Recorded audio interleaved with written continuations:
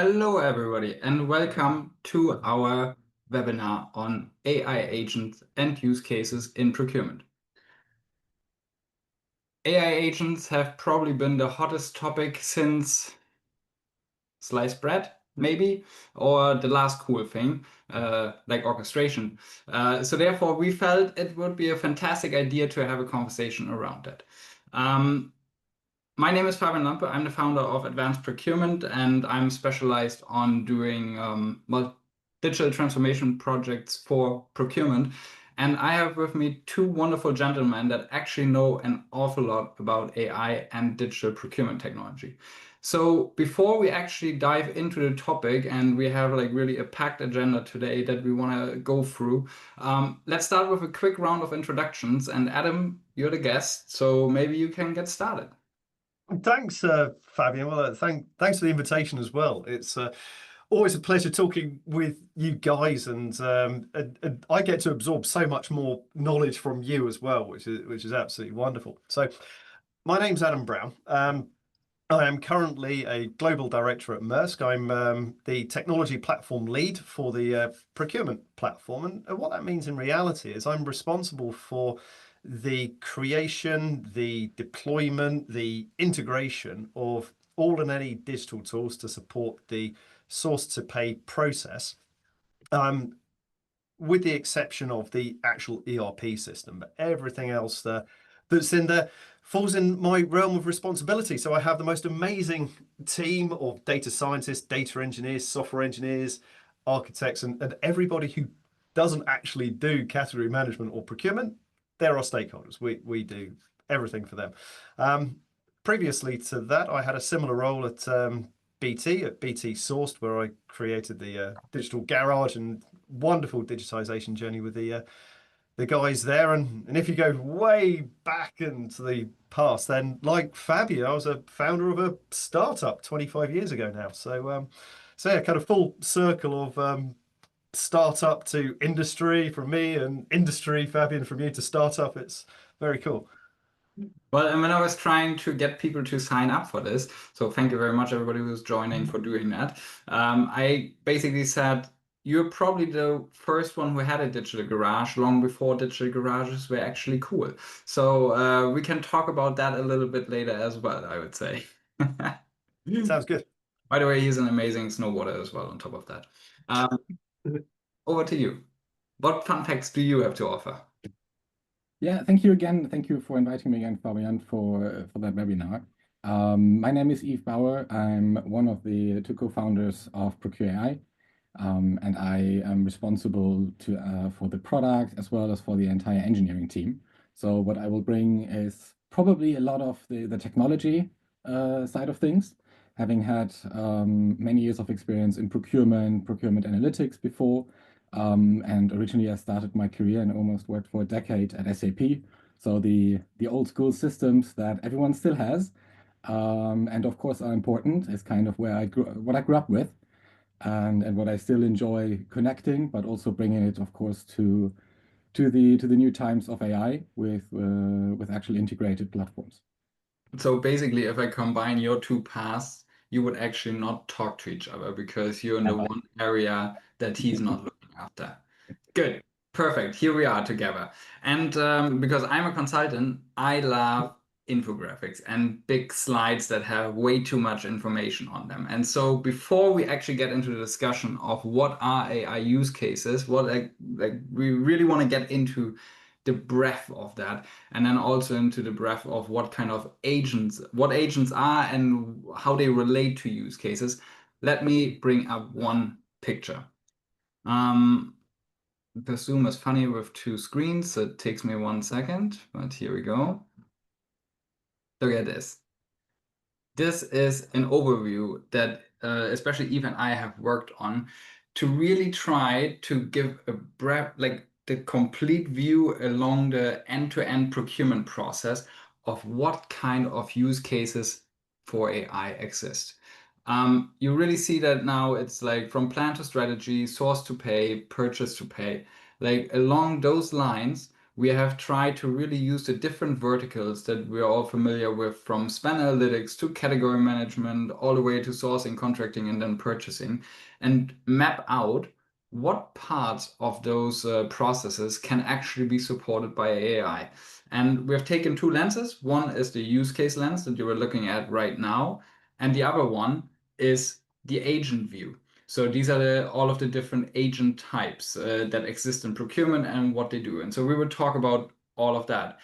If you wanted to have a closer look at those pictures, go to the Procure AI website, and in the blog section, you will find two blogs talking about those, because I don't want to have them on the screen now for too long.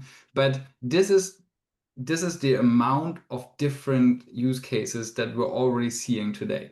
So with that being said, now let's do a differentiation. What is a use case? What is an AI agent? And because you're the technical person here, Yves, that one is for you.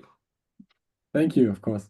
Yeah, I think the overview that we created is really helpful just to navigate and to also understand and maybe pick and choose for companies what is actually relevant, what is most relevant, and also to develop a roadmap. Because it's obviously not everything at the same time. It is going to be a roadmap to start with one, and then adding more together. And to answer your question, what's the main difference between a use case and an agent? Really, the use case focuses on a business outcome. It's a set of tasks. It's something that has a business value attached to it. So I think the definition of a use case that we have used for the past decades doesn't change, and also shouldn't change, because we need a business value. We need a business case behind anything we do. So that definition of what a use case is really stays very similar to what we had before. Now, in the world of agents, an agent is much more focused on the tasks that are needed, the tasks that are needed to be executed or can be executed by an assistant, by an agent. These tasks, one use case can encompass only one task that is relevant to be performed by an agent, but could also perform multiple agents, could encompass one use case by being either connected to each other, potentially even put into sequence to each other. But the combination of those can again create one use case, which then again has the actual business value attached to it. And I think that's really the main differentiation. Agents are what we use as a word to describe an autonomous unit that performs a task that a human could do as well, but do it fully technically executed. And the use case is still the actual end-to-end view on what the business needs, including change management, including everything else that is relevant to make it successful. So to break that down again, use result orientated, whereas the agent can be all of the little steps that need to be taken in order to get to that result. Yeah. Adam, how does that is that relevant to you at all? Does that matter, or is there one? How do you put that? I personally think in 2 years probably nobody will talk about agents anymore, but that's just me saying that. How do you feel about that? And your actual daily work, how does it affect you?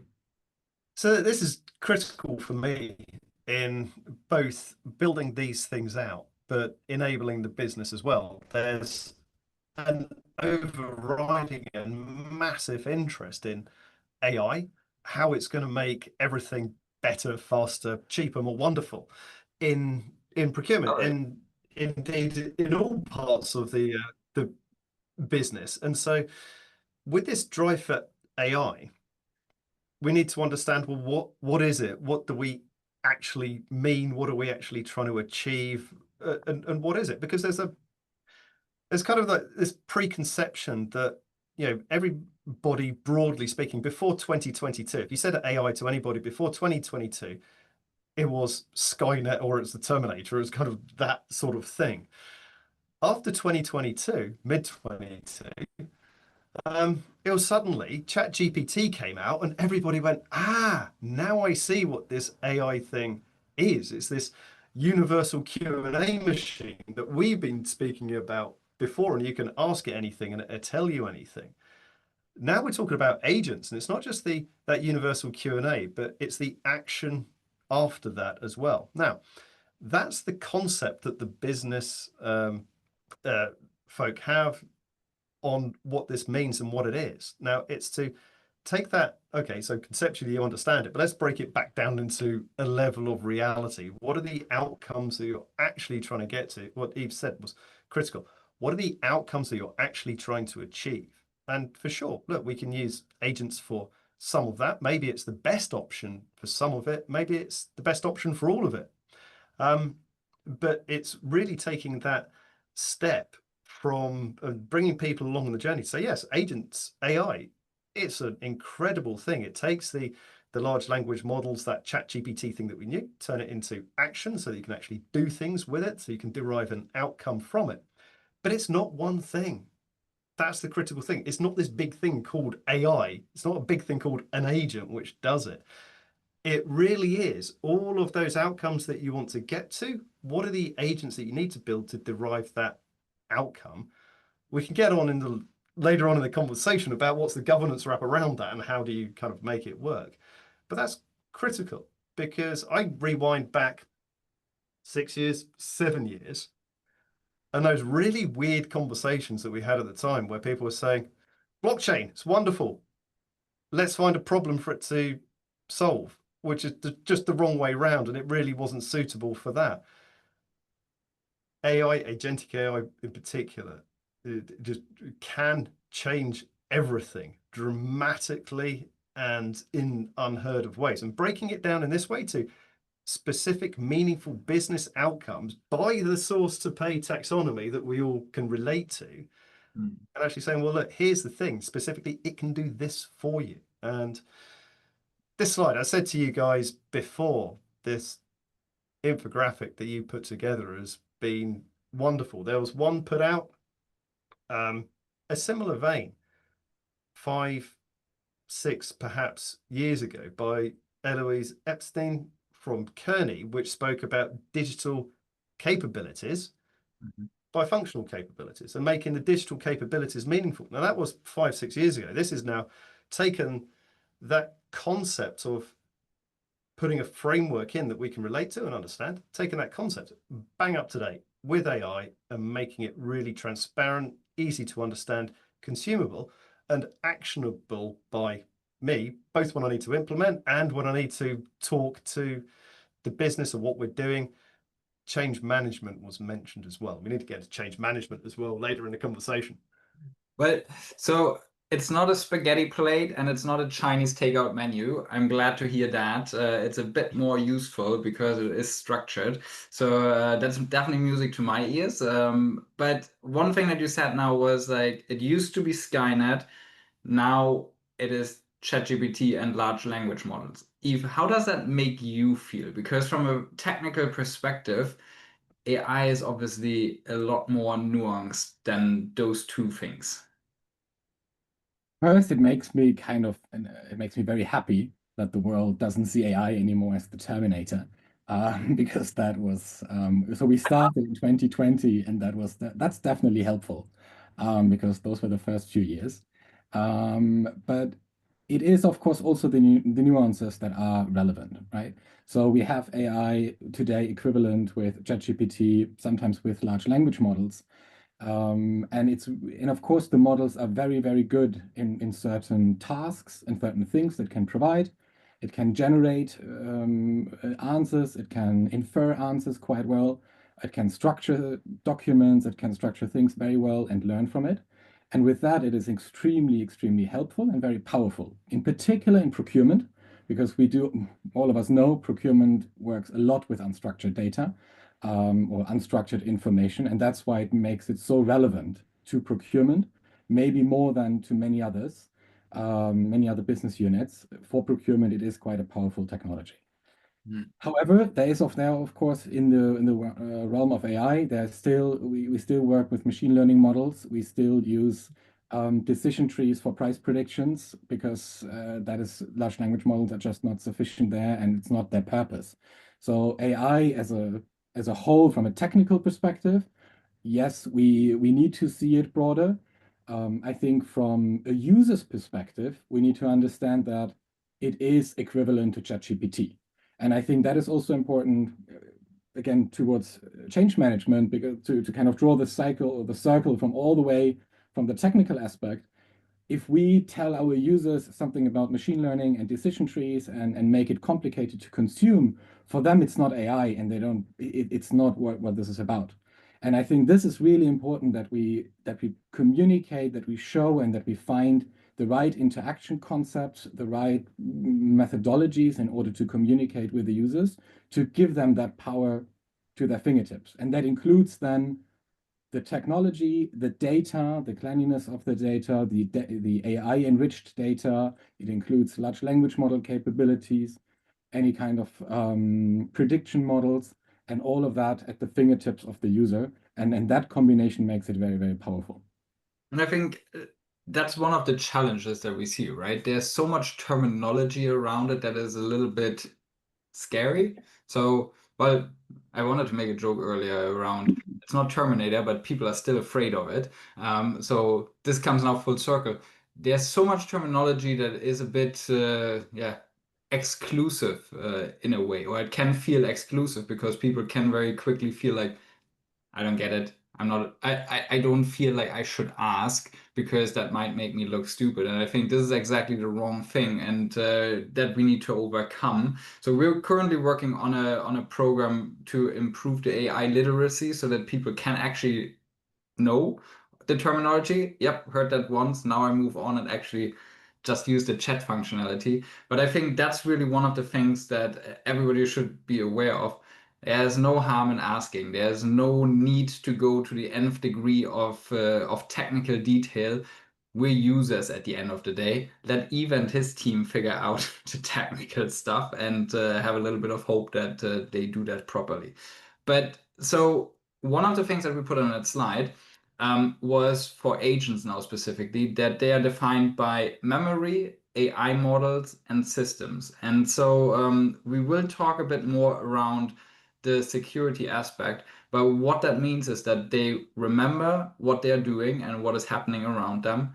They can actively reach out into the systems around them that we told them to, and they use different of these AI models that Eve just mentioned in order to perform these tasks. So if they need machine learning, that's what they will use. If they need the large language model, that's what they will use. And I think this is cool because not two agents necessarily have to be exactly the same because of this kind of unique combination of different points. So I think we talked enough theoretically now about AI use cases and agents. If there's any questions, there's a Q&A functionality. If you've ever used Zoom, you may have seen it before. Just punch in your question nice and concisely so I can just read it out and ask those two guys what you would actually like to know. Now, one of the things that is also sometimes thrown into the mix when talking about AI agents is orchestration. So, Adam, this is something that I know you know a lot about and you have already started exploring. What's the difference now between agents and orchestration? And what's the kind of relationship between those topics? So orchestration for me, is an outcome that you're trying to derive, that you're trying to get to, is how do I orchestrate a journey through a particular process or set of linked processes? How do I hook that together and make it work? Now, how you implement that depends. You could implement it with agents. You could implement it with building out just software. You can implement it in a number of ways. So orchestration is something that you need to achieve, that you need to do. How you implement it can be done in a number of different ways. One of those ways is to use agents to, as Eve has already said, broken down into these small component parts of dismantling the problem into the smallest parts, and you can have an agent doing those smallest parts. So if you were to take, onboarding a supplier as something which everybody in procurement probably has suffered the pain of having to do. at some point. Now that you're never going to have one agent which orchestrates that full journey of onboarding a supplier. There's going to be many little steps within that, which will have an agent running those little bits and pieces. Maybe there's an agent which takes care of putting the operational data for each vendor into your multitude of ERP systems, so you don't have to keep typing. Maybe you've got an agent which just specializes in doing that. Maybe you have another agent which specializes in running off to check with Dun and Bradstreet or to scrape some websites. Maybe you have another agent which specializes in the communication to the vendor to get information. Another one which will specialize in translating their responses from one language into another. So there's many different agents doing these little tasks that need orchestrating together into that overall workflow to achieve that desired outcome. So really, to me, the orchestration is, well, what's the process that you're trying to follow? What's the outcome that you're trying to achieve? And the agents can link all of that together. So hopefully that kind of makes it, clear in my mind anyway. I think like you just used the word outcome, and we talked about a use case earlier, and the use case here is supplier onboarding, and you just named all of the small little agents that need to be coordinated or orchestrated in order to perform or to get to this outcome. So I think, yeah, that for me, that binds it nicely together. Like you can go as wide as you want with this as well. If you think about your daily tasks and your daily jobs, and I encourage everybody to have a look at that agent map, and you can understand everything. And I don't think it's exhaustive. I'm sure there's always others that can be added, but you look at that and you think about all of the various permutations of things that you have to do on a daily basis. Orchestration can get very big and very complicated very rapidly, and so you need to have some kind of agent which sits at the front of that, which is the orchestrator of all of these other things, that has not the knowledge on how to do anything, it just has the knowledge on who to talk to, which agents to string together. And so that was a great definition of of what's called front desk or supervisor agent, which is exactly a type that does exactly that. And I think this is where orchestration for now has always been like this. The outcome has been defined in predefined steps. And within this step, we could envision an agent to do the task, but it could also be something much more manual. But where we are heading is we're in a world where we do have agents to perform the different tasks. Still, also one of those tasks could be a human. So there's the concept of human in the loop is very, very important. We will not give away everything.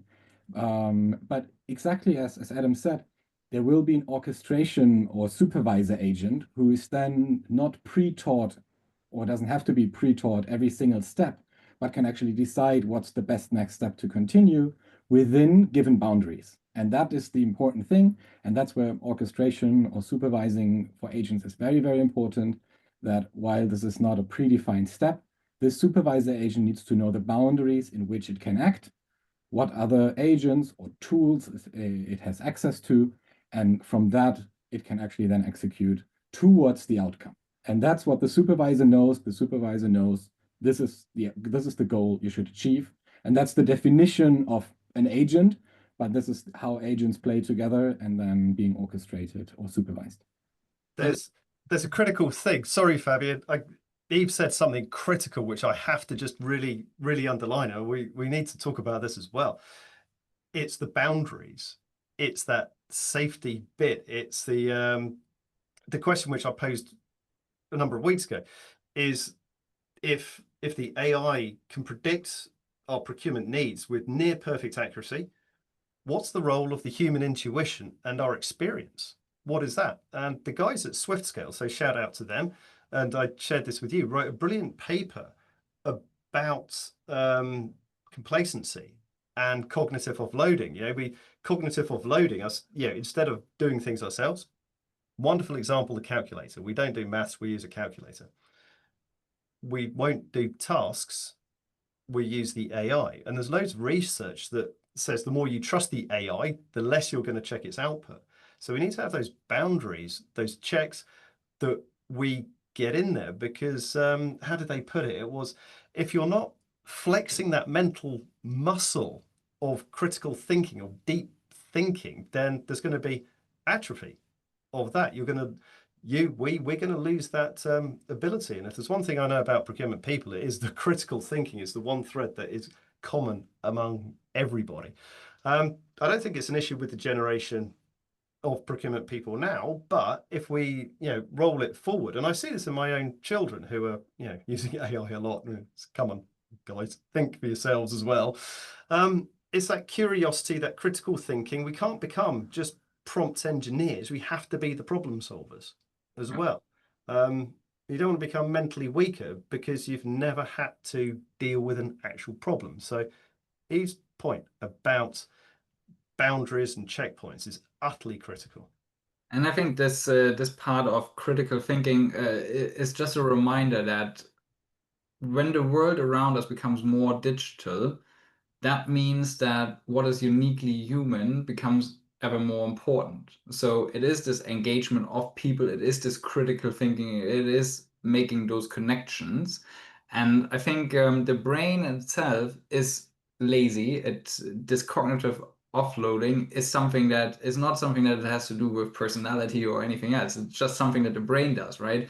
Who remembers all of the rules when driving a car? We just do it because our train goes on autopilot. And so I think when prompting and when using ChatGPT, we sometimes get into that same mode. Yeah, it said so because it's just my friend now that told me something without actually really asking, okay, is it really true? And so that's something that we definitely need to be careful about. And again, this is why we're working on this literacy topic, because you need to understand what to look for and when especially to look for some of those elements. So therefore, I think that's gonna be one of the topics over the next years that will definitely not go away. So yeah, make sure that you learn about that. So before we now, I know you guys just want to talk about IT security and all of that. Like, we'll get there. Don't worry about it. I want to talk about use cases because we called this webinar use cases and agents. So let's have one more look and let's dive into 2, 3 of them in particular. Again, sharing on Zoom and 2 screens is funny. So here we go. I hope everybody can see my screen now. But this was this agent overview. Doesn't matter if we now think about it of use cases or agents, but especially now when we're looking at those verticals again, we have the spend and data analytics, we have category strategy, performance, sourcing negotiation, supplier management, contracting, purchasing, intake we just bundled it in there. But let's start at the beginning with spend analytics, or spend and data analytics, I believe is more accurate.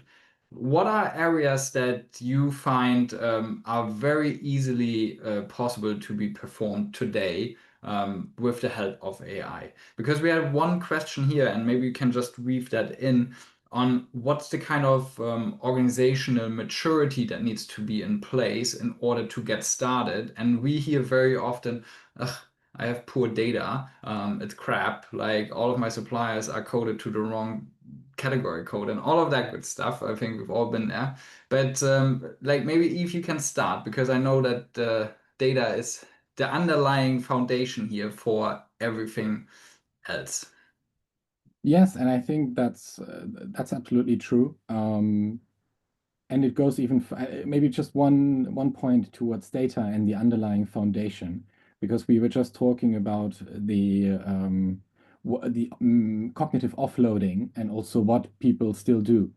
And one of the things that we at Procure I truly believe in is that we need an integrated platform that includes the data. That's why I'm just mentioning it here as well, because otherwise, my biggest fear is that we become this kind of input-output if we just have different spot solutions, and it would require a lot of integrations between them. If we have AI as like little pieces in each of them, we would just copy paste, take something from here, input it there, change the data record in the ERP system, And the tasks that we still perform as humans become very dumb. So we are becoming like the dumb input-output engine, and the actual thinking is then done by the AI. And we should make very, very sure that we don't do that. We should use the AI for to do the stuff that we don't want to do, and rather encourage us to do the critical thinking, and use it as a tool. And I think that's a bit broader, but I think it's very important how we use AI. And with that, of course, with the underlying data, there's, to answer also your question, or the question that was asked here in the chat, there is never too early to start. There's no point of being too early. It's a journey for everyone. You talked about AI literacy, Fabian. In my opinion, you have to start as soon as possible with something, just to also learn and understand as an organization, and as a company. And in particular, for data enrichment, and most of the agents that you see here, data cleansing, data enrichment, it used to be very difficult because, as I said, it's a lot of unstructured data. We all know the purchase requisition, order according to proposal or to quote. That's it. That's all we know, and that's all we knew in the past, and then somehow categorized in a wrong category somewhere random just because I wanted to order that. And with that, there was no information, and with that, it was very, very difficult to run proper predictions, to run proper spend and analytics. And with the capabilities in particular of large language models, and that's what I said before, that's where they're super strong, extracting information, structuring, restructuring, reclassifying, these tasks that used to be months of projects. I mean, we have done in the past, people did projects where it was just introduced spend classification, and that took 3, 4, 5 months, sometimes never ended. And those are just jobs that we can run in the background, like in the background, ambient agents running and just changing and enriching the data. And I think that is an absolute game changer. What's important is that these things become less obvious to the user. So there isn't this big project anymore. It's not something that you see necessarily in your daily tools because it's not needed. But it's really, really, it's a huge game changer to enable the other agents, to enable also the other use cases we're going to talk about. And I think I have never seen those large projects, because whenever I asked somebody, hey, we should do this, they said, nah, next year. So therefore, for me, this is actually one of those opportunities to actually do it, to not now wait and continue to live with that data, where to actually be like, I'm fed up, I'm done, I just let that run through it. Because I think one of the things is always like in procurement, we're always like interested in 110% accuracy, while we're actually living right now with, I don't know, like good organizations, maybe 75 to 85%. So if we can get this to 96, I believe that's worth that there's still something wrong. And so, but going in and believing now 100% will be perfectly correct, that's the wrong attitude, and that's not how you should get started. Adam, let's talk about sourcing and negotiations, because that's one where I believe you have already had experience now, and played around with that a bit. Yeah, there is. So I think there's an interesting kind of differentiation to make here between, and I still don't know what the right terminology is. Maybe there isn't the right terminology, Fabian. Maybe this is for you guys as you're going and defining the language that we use around this. I mean, you've got autonomous agents, collaborative agents, ambient agents. Brilliant. Maybe there's something else that we need to introduce here as well to differentiate when we talk about the overarching AI, which can span and orchestrate everything that I will interact with as a primary interface on a daily basis, separating that conceptually from the AI which is embedded within the system. So the machine learning models, the translation models, the cleansing. That difference between the embedded micro AI and this big kind of like macro AI. That would be maybe that's useful. In sourcing, I could got a lovely couple of examples that we can speak of here. We use both Pactum, that is well known, and we use Keelvar, which is well known. Fantastic example in Keelvar, which I'll pick on.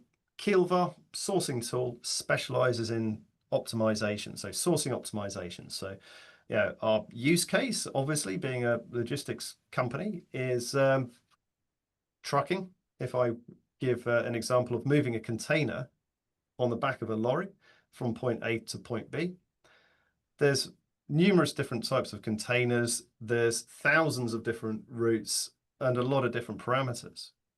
So when we go and source for this, we need to optimize it. We need to make sure we've got the right supplier mix and so forth. It's very complicated, so sourcing optimization is what's needed. Traditionally, you would build effectively a formula up for what that optimization is going to be, is to say, well, I have all of these rates and these thousands of different rates I need, these hundreds of different suppliers, and I want to make sure for every lane, for every A to B, I need to have at least X number of suppliers, and I can't have any one of them with more than 50% and none with less than 10%. And I need to have this preferred supplier I always need to have in it. That long formula can get very, very complicated to write out and to think about and to get it right. Kielva, language model in there, you can just say exactly as I just described. Do it in English, do it in normal language, and it will create the formula for you. That's not some big agent that sits over the top doing a whole load of amazing things. It's embedded within the product and makes a significant impact on the real daily working life that is hugely beneficial. So that's a fantastic example to me of that that embedded one. It's also we use Pactum, as I said, Pactum sourcing negotiations where we are fully automated. We have automated triggers to say that we need to do a negotiation, and they go off with Pactum, and Pactum will do that language-based negotiation with vendors to get the optimal pricing. And there's some wonderful technology that sits in there to determine, well, which supplier should we be talking to? How should we be going? Should we go all at once, one at a time? What's the what kind of acceptable pricing will there be in the negotiation? When do we know when to stop, when to move on?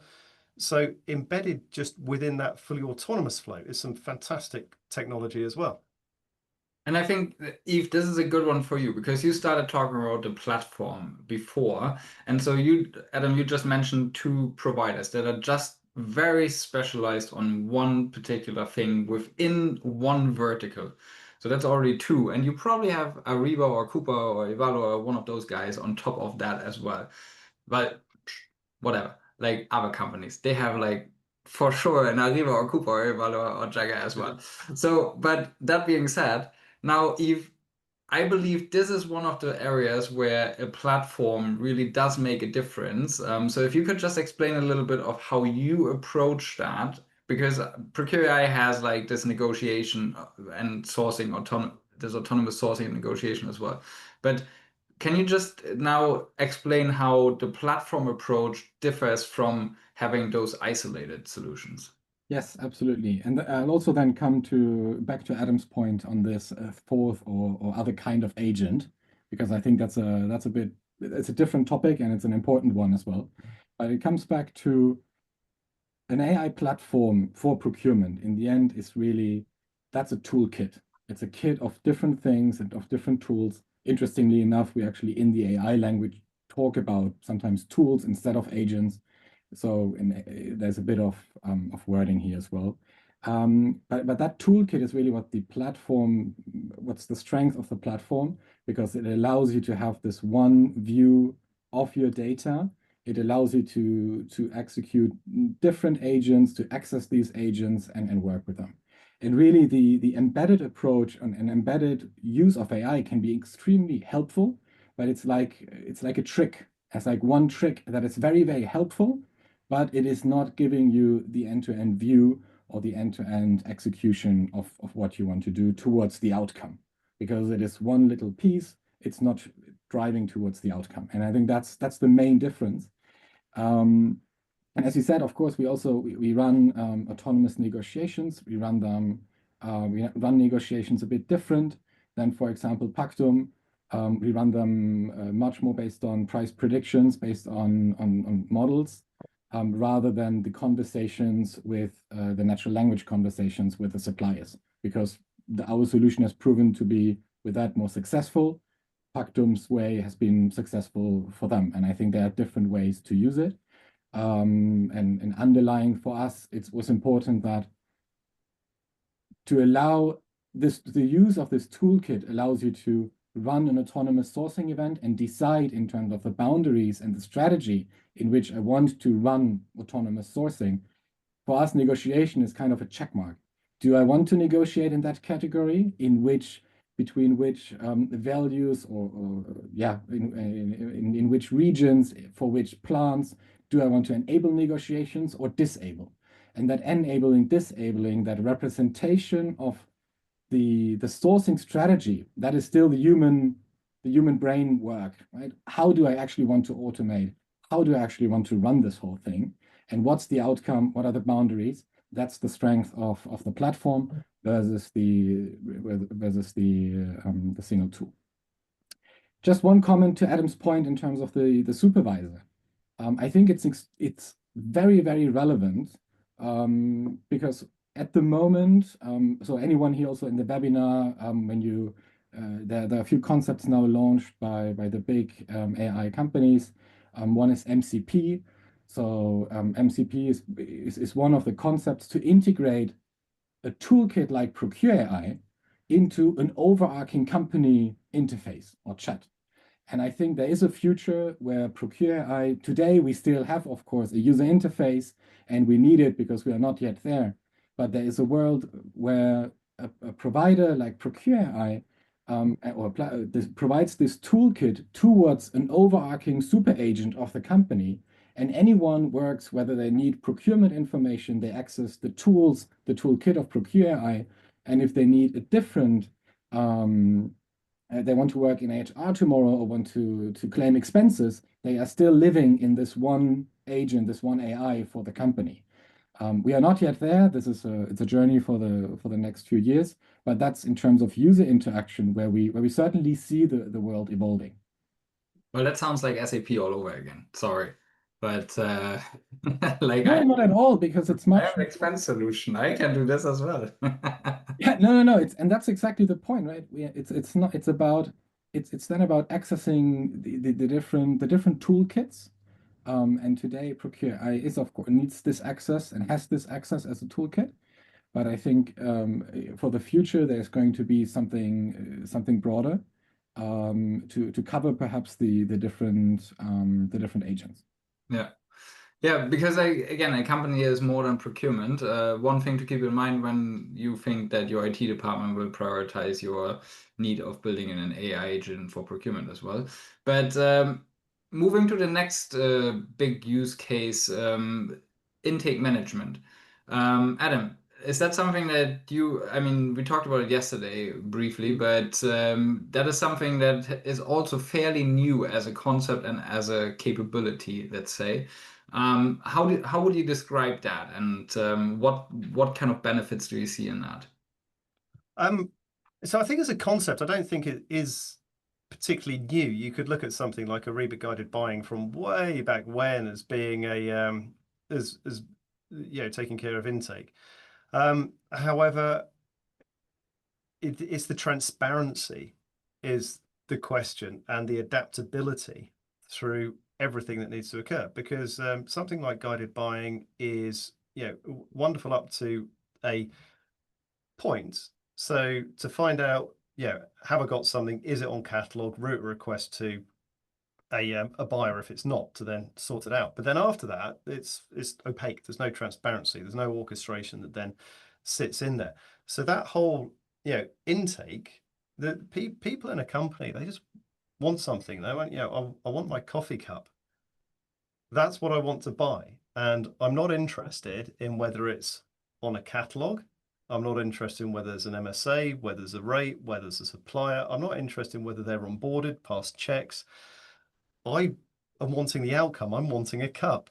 Why do I have to have the knowledge of all of this other stuff when all I want is some transparency of that's either going to tell me order placed for cup is going to arrive in 2 days, or order placed for cup sorry, we don't have that. It now needs to go through this process.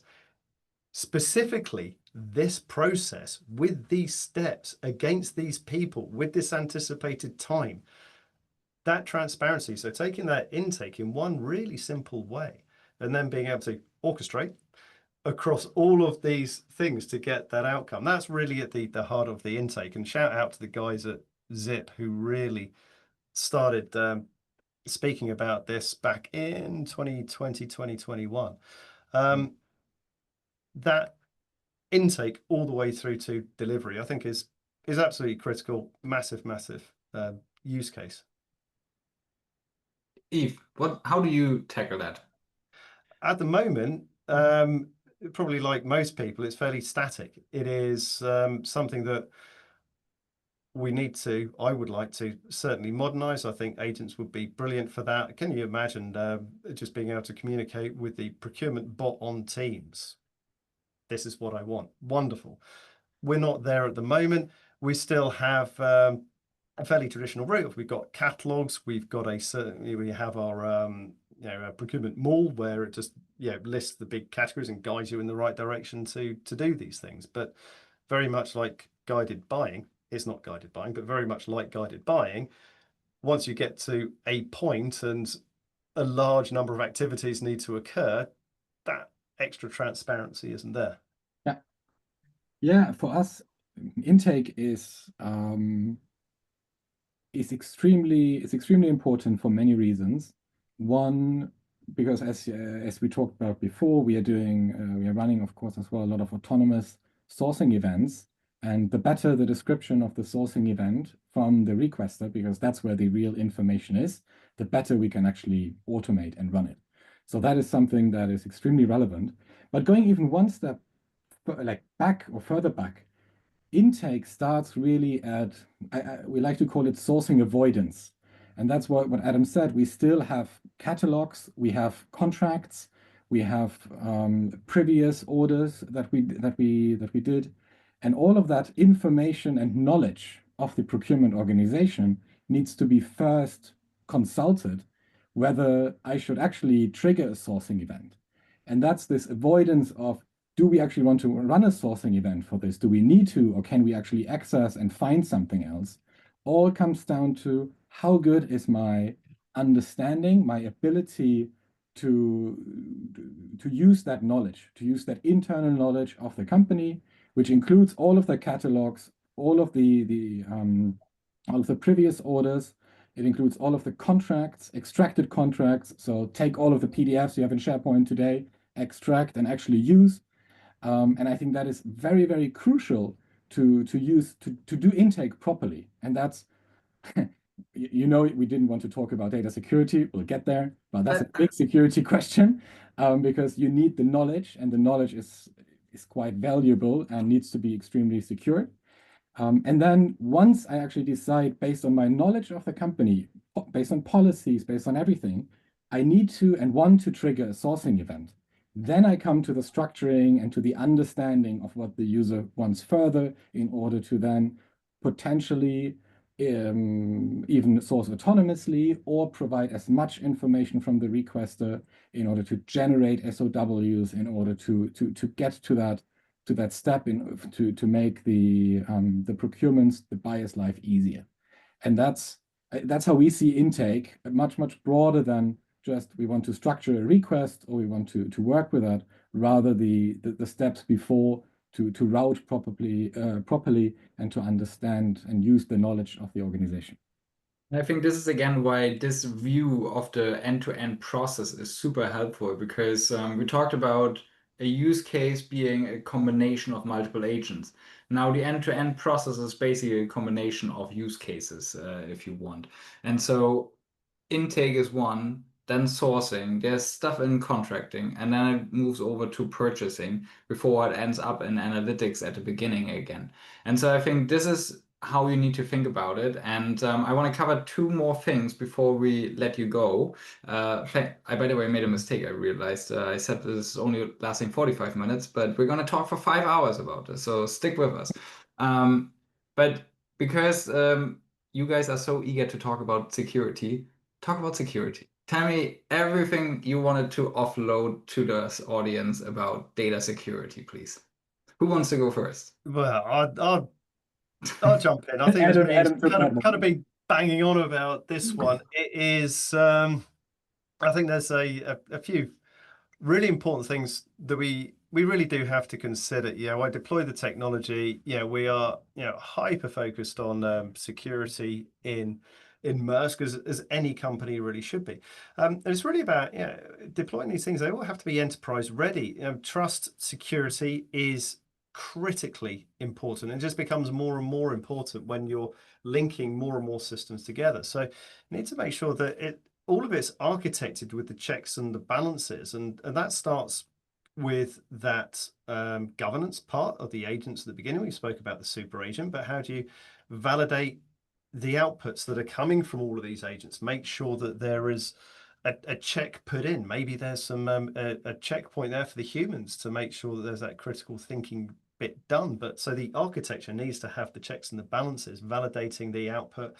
All the usual stuff that we know, the end-to-end encryption, where are the servers located? Are you running the LLMs locally? Ensuring that you know how the data is being used, how the model's being trained. Big one for me, ease of deletion.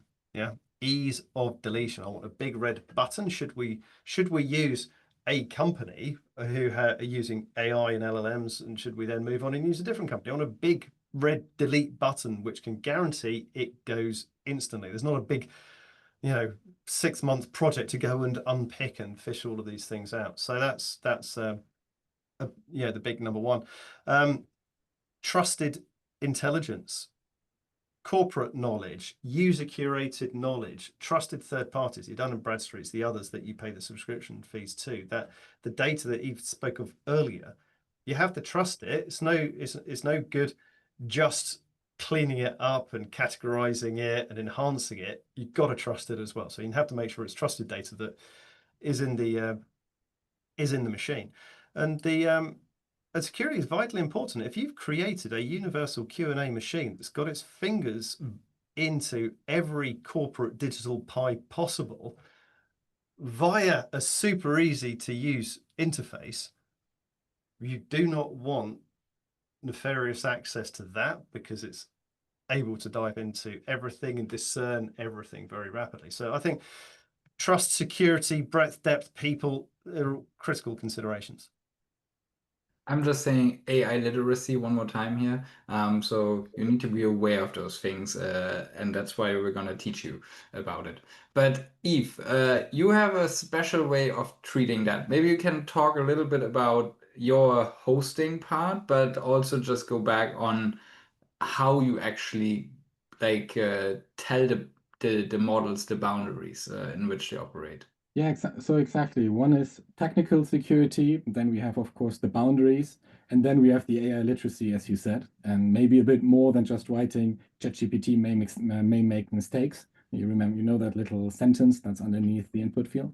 I thought it was like ChatGPT made me do it. Yeah, so I think that's really, really important, because that's the critical thinking that we shouldn't lose. In terms of technical security, super vital. We work a lot with utilities companies. We have the number of attacks.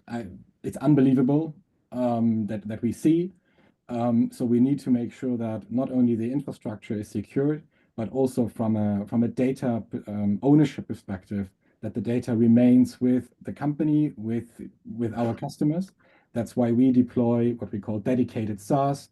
So the company actually keeps that information. It is still using cloud hyperscalers, but that allows our customers to have Adam's red button.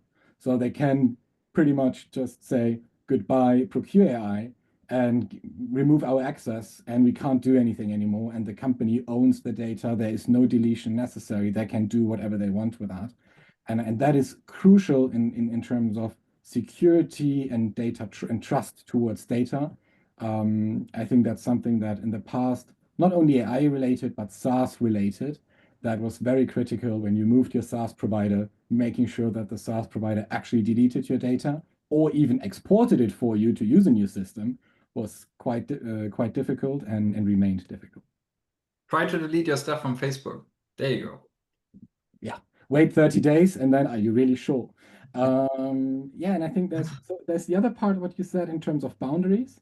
And I think that is super crucial that it is also comes back to what I said before in terms of adoption, the way when we automate something, when we run agents autonomously, particularly when it's about process related agents. So there's something around data agents that can do and work on their own, and they need a bit less boundaries in that regard because they don't necessarily take actions. They're just information. But anything process related is extremely important that we give the boundaries and give our users a good interaction with it to define them, and not formulas, not a script, but actually something that they are used to in order to define in which way we actually operate and let the agent operate the process itself. Yeah, so I think I for me this concept of hosting within the cloud of the company is something you talked about it. It sounds a bit technical, and because we're in procurement usually not super technical, it's just like, yeah, I heard it. Have a look at that. Have a look at how that compares to it being a normal SaaS solution where things go out of your own environment. For me, like once I understood that, that was like one of the most interesting elements, I would say, about the Procure AI solution in comparison to some of the more standalone SaaS offerings. But because we're running out of time, thanks for the reminder, Adam. I saw there a couple more questions. Somebody had a question directly for you, Adam. So please, Max, reach out directly to Adam. I think that's the most appropriate way of doing this. There were a couple of questions also around the public sector procurement. Again, something super interesting because as the security topic that we just talked about is probably even more relevant there. Maybe not more, but yeah, people are a lot more sensitive about their own private data there in that area. But last but not least, if you had to advise people, so if you were in my shoes, let me prompt you. So you're a procurement consultant specialized in digitalization. You have an audience of almost 90 people that are interested in AI and procurement and their use cases and AI agents. What would be a good starting point for an organization based on a very clearly understood pain that they are trying to solve? There you go. What do you say? First, I think start. That's really important. Any big?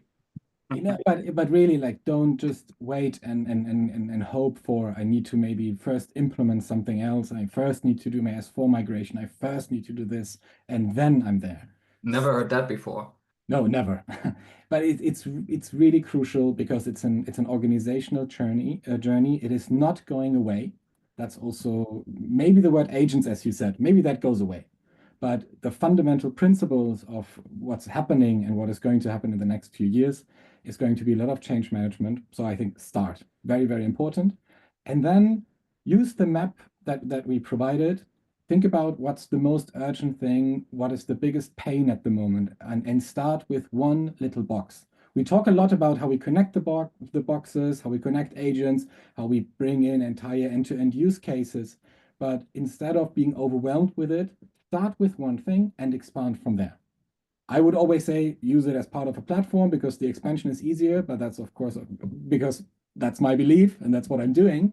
But it's really important that you start with something that's tangible, that creates value for you, and that's very unique to your organization. That can be taxonomies, that can be sourcing, that can be negotiation, that can be policy questions, that can be intake, that can be a lot of things, but you need to find out. Wrap it up. Wrap it up.